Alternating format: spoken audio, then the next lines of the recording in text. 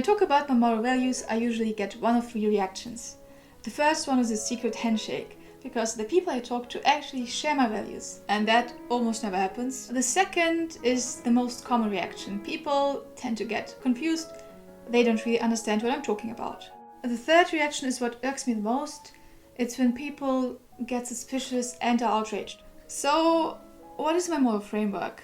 It is act utilitarianism. Now, some of you may be screaming, oh, it's a terrible moral framework, despicable, and I already know that the majority of these people are Immanuel Kant fans.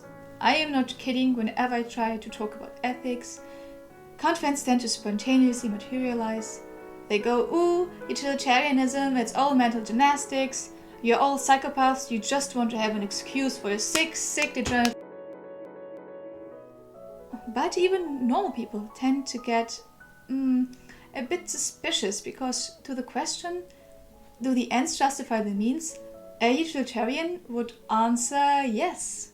And I would like to defend this answer. I would even go further and say that it is not only morally permissible, but even morally required to act in ways that Kant fans would find abominable sometimes. I mean, of course, only should this maximize the overall good consequences. And that's where the moral intuition of most people tend to be at odds with utilitarianism. And also, I am not strawmanning Kant fans in any way, shape or form here. I have nothing against them really. Some of my best friends are Kants. Anyway, if you're outraged now or confused, please let me just say one thing. It's fine to criticize utilitarianism. I concede there's a lot to criticize. The thing is, I'd like to be criticized for what I actually believe and not a misrepresentation. So in a way, I just want you critics to criticize my philosophical framework even more effectively. So let me clear up some misunderstandings. And afterwards, it will become much clearer what I mean when I say that the ends do justify the means. Okay, so let's get down to business. Let's look at some of the basic concepts. A good way of explaining utilitarianism is to contrast it with its opposite, and the opposite would be a purely deontological system.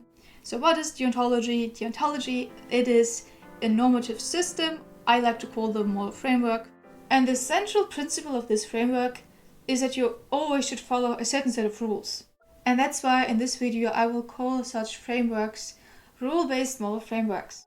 Or as the Stanford Encyclopedia of Philosophy puts it, deontology is the belief that some choices cannot be justified by their effects, that no matter how morally good their consequences, some choices are morally forbidden. On such familiar deontological accounts of morality, agents cannot make certain wrongful choices, even if by doing so, the number of those exact kinds of wrongful choices will be minimized. For such deontologists, what makes a choice right is its conformity with the moral norm. Such norms are to be simply obeyed by each moral agent. Such norm keepings are not to be maximized by each agent. An example for a very simple rule-based moral system are the 10 Commandments. For a follower of those commandments, the moral goal is simply to obey these. And as we all know, the commandments are: you shall not kill, you shall not steal, you shall not look at your neighbor's wife funny, and 7 more. Anyway, doing any of these is wrong. So for a strict 10 Commandment follower, stealing is forbidden. Even if by stealing you would prevent even more stealing. Now let's take a look at utilitarianism. It is also a moral framework, and the only moral goal in this framework is well-being.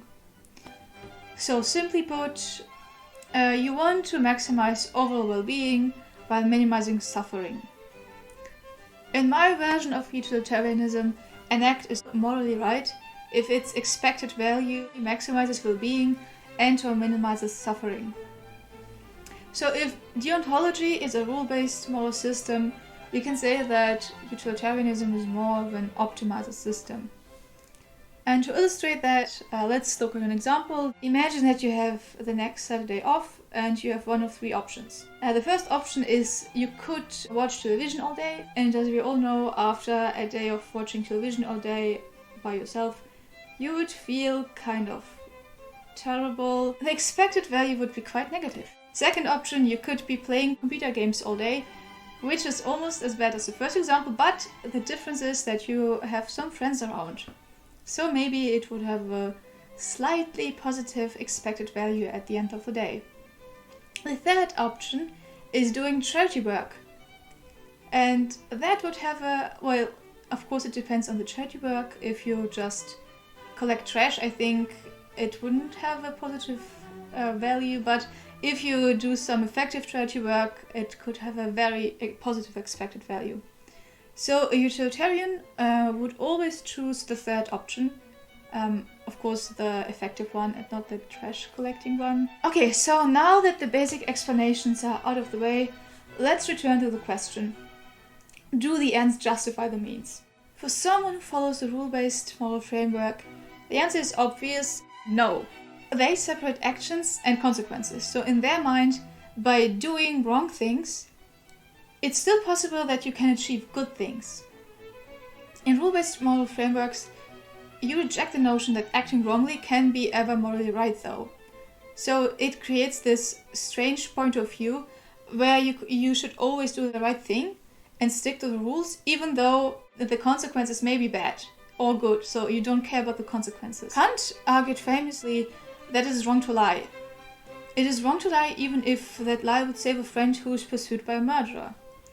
So my interpretation of this somewhat bizarre thought experiment is that it illustrates that people with rule-based moral systems feel responsible for their actions and not for the consequences of these actions. For utilitarianism, I think the go-to example is the trolley problem, but it is kind of overused and boring by now, I mean, except for the memes. If we want to go for a modern, more realistic example, I think there's something else that could serve a better function. Imagine a robbery that is about to go wrong, or a killing spree at a high school. I think the most important thing about this example is that we have one homicidal maniac who is about to kill multiple people. So a Ten Commandment follower with a gun is present in our little thought experiment, and she has the chance to shoot and kill the gunman. So before anyone else is hurt or killed, this guy could be dead.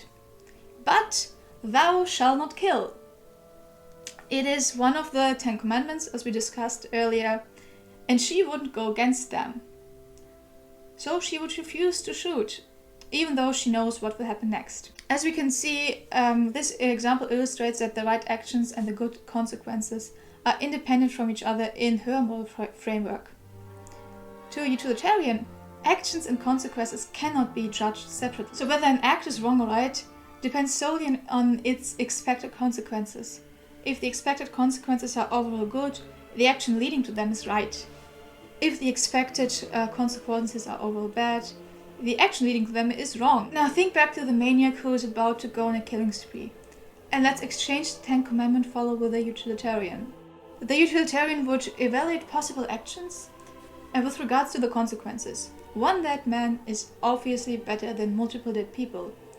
So she shoots. And now just think about this. Who do you want to be in the room in this situation? Who do you want to be in the mall? Who do you want to be in the high school when this happens? Would you prefer the person who just sticks to the rules, even though she could stop a terrible crime from happening, or the utilitarian who would try to prevent it? I guess with this in mind, it's quite easy to see that the question, do the ends justify the means, is already framed from the perspective of someone who follows rule-based systems. From a utilitarian perspective, the question would be actually reversed. It would become something like, do the means justify the ends? Is holding on to your principles really more important than the consequences? If you were always true to a seemingly noble code of conduct, even though you strongly suspect that the result would be a nightmarish hell world, would it be worth it?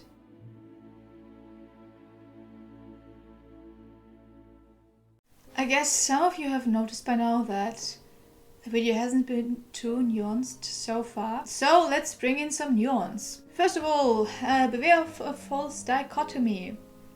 My examples in this video are just that. They are very simplified.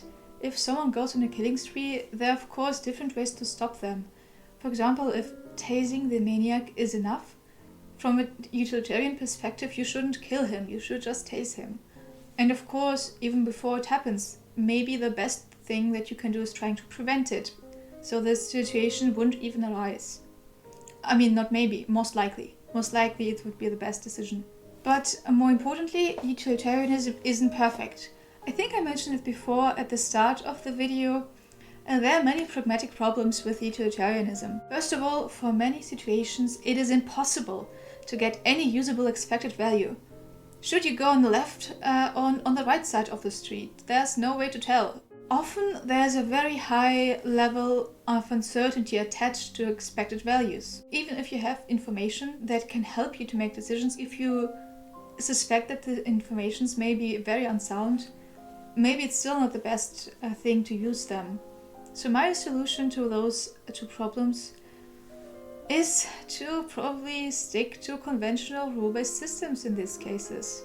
And speaking of conventional rule-based systems, actually there are two pro-arguments for them. Point 1. Rule-based systems are easier to follow. Just imagine that there's a person who actually has to work for 50 hours a week. She's a single parent, she needs to take care of her children. She doesn't have much time to research about consequences of her day-to-day actions.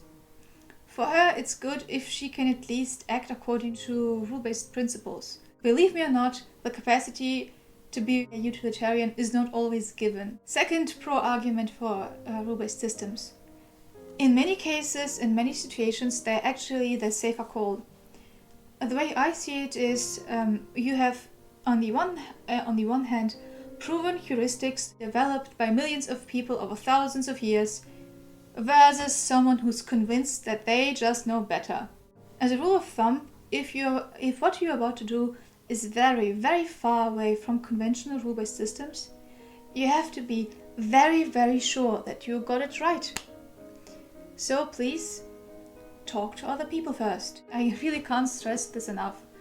Arrogance, pride and self-deception are enormous flaws in utilitarians. I guess there are also flaws in followers of rule-based systems, but it's easier to notice when you go astray and stop following rules. It is easier to convince yourself that your selfish, destructive behavior is still somehow aligned with utilitarianism. I guess my main takeaway is only a cold and calculating AI system could be the perfect utilitarian. Luckily, I am aware of that problem, so it could never happen to me. And as a last thought, actually rule-based systems and utilitarianism are, generally speaking, not that far apart. Values like honesty, freedom, social justice may not be inherently parts of utilitarian goals, but there's a very strong correlation between them. In everyday life, there mostly won't be differences in the actions of followers of rule-based systems and utilitarians. The differences would shine through mostly in extreme situations and edge cases. Now, I mentioned the benefits of rule-based systems and the problems with utilitarianism because I wanted to be fair.